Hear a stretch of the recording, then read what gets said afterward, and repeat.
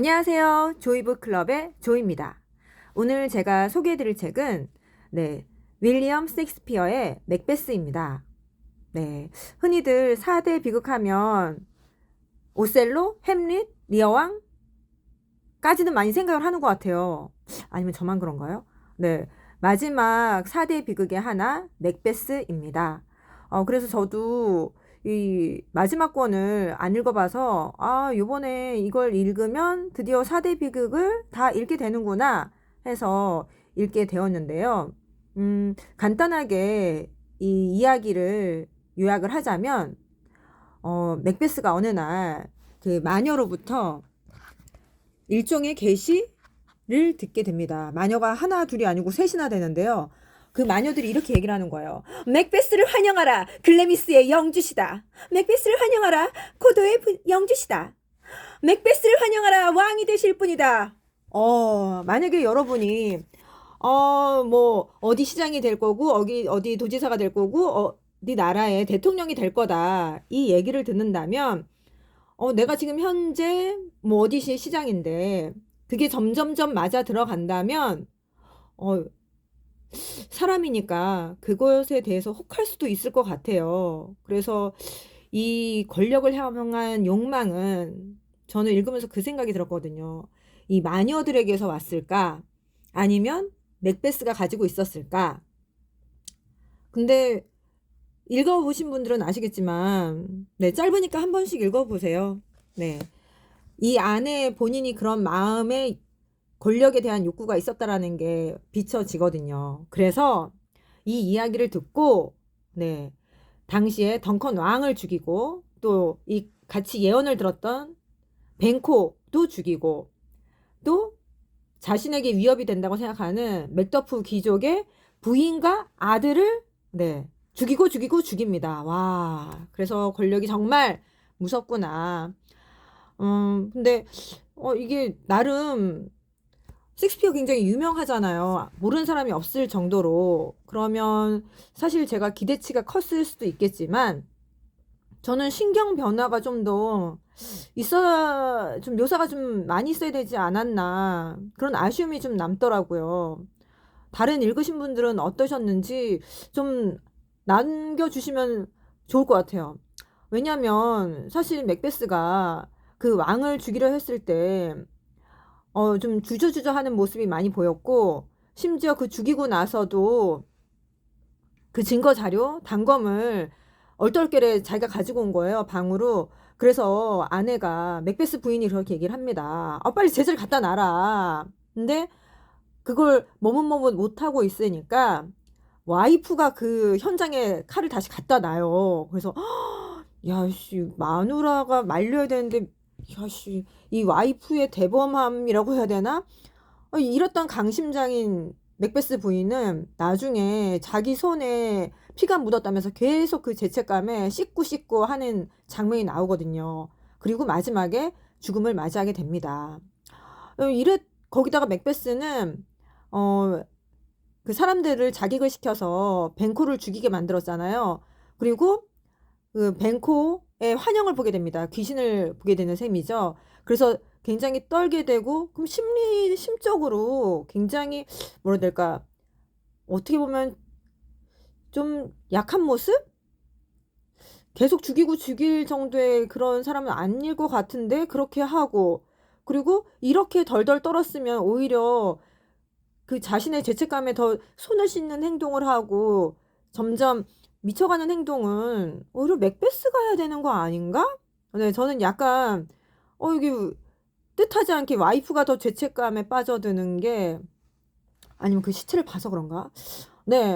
저는 좀 이 묘사가 좀 더 있었으면 좋지 않았을까 하는 아쉬움이 좀 남았습니다. 그리고 이 마녀들의 예언을 맥베스와 벤코가 같이 들었다고 했잖아요. 근데 만약에 본인 스스로 왕이 되고자 덩컨 왕 굉장히 선왕으로 나와요. 이 죽이지 않았다면 오히려 벤코가 너 왕이 된다고 했잖아. 그 예언이 착착 맞았잖아. 오히려 이 사람이 맥베스를 도와서 본인이 주변을 다 정리했을 수도 있지 않을까? 이 본인 스스로 꼭 그렇게 권력을 향해서 칼을 휘둘렀어야 됐나? 아, 정말 알 수 없다라는 생각이 들었고요. 그리고 이 맥더프가 더 큰 일을 도모하기 위해서 네, 나름 피신을 갔다고 봐야 되겠죠. 그런데 혼자만 도망을 간 게 저는 되게 좀 그렇더라고요. 본인이 이 맥베스가 이렇게 여러 사람을 죽일 걸 이렇게 촉이 왔다면, 불안함이 왔다면, 뭔가 불길함이 느껴졌다면, 아니, 와이프하고 아들도 데려갔어야죠. 아니, 그, 그래서 저는 좀, 이 맥더프의 이 행동이 좀 그랬어요. 제가 와이프의 입장이어서 그런지 어쩐지는 모르겠지만, 네. 그런 아쉬움이 내지는 좀 맥더프에 대해서 좀 속상한 게 있었고요. 그리고,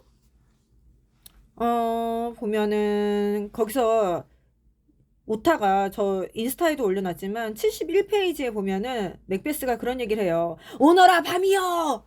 밤이 빨리 오라고 하면서 그대 피 묻은 안 보이는 손으로 이게 무슨 말인지 감이 오시나요? 그래서 앞에 이 번역을 하신 분은 글자 수, 음율 이런 얘기를 초반에 하셔서 그렇다면 차라리 그대의 피 묻은 손 보이지 않도록 뭐 이렇게 하거나 아니면 그대의 피 묻은 손 안 보이게 뭐 이렇게 글자 수를 맞출 수도 있었을 텐데 네 그래서 이게 번역이 약간 아쉬움이 좀 남았다라는 게 있었습니다. 한편으로는 뭐라고 해야 될까 이 지금 한창 대선 시즌이잖아요.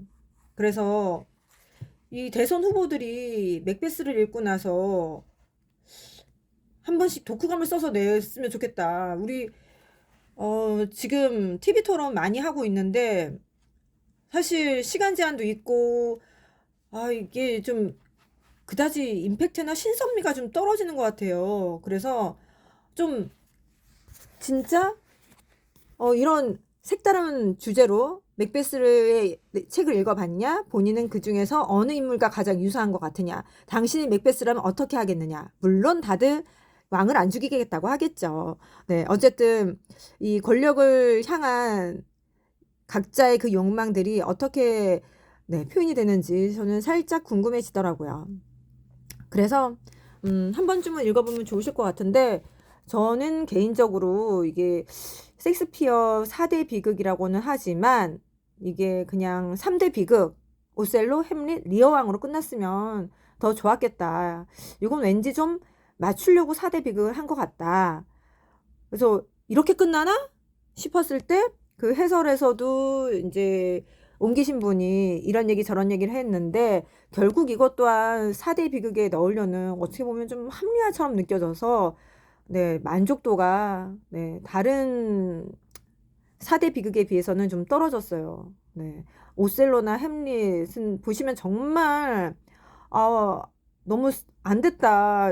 본인의 의도와는 다르게 이렇게 엮어져 가는 파국으로 치닫는 그게 안타까운데 네, 맥베스는 본인 안에 있던 그 욕망이 결국은 실행으로 옮겨져서 네, 저희 아버지가 말씀하시는 사자성어에 의하면 지인지조, 네, 지인생지가 조땡땡 한다. 라는 결론이 네, 내어져서 그다지 비극성은 네, 많이 와닿지 않았습니다. 어쨌든 지금까지 윌리엄 셰익스피어의 맥베스를 살펴보았습니다. 책이 궁금하다면 클럽으로 오세요. 조이북 클럽.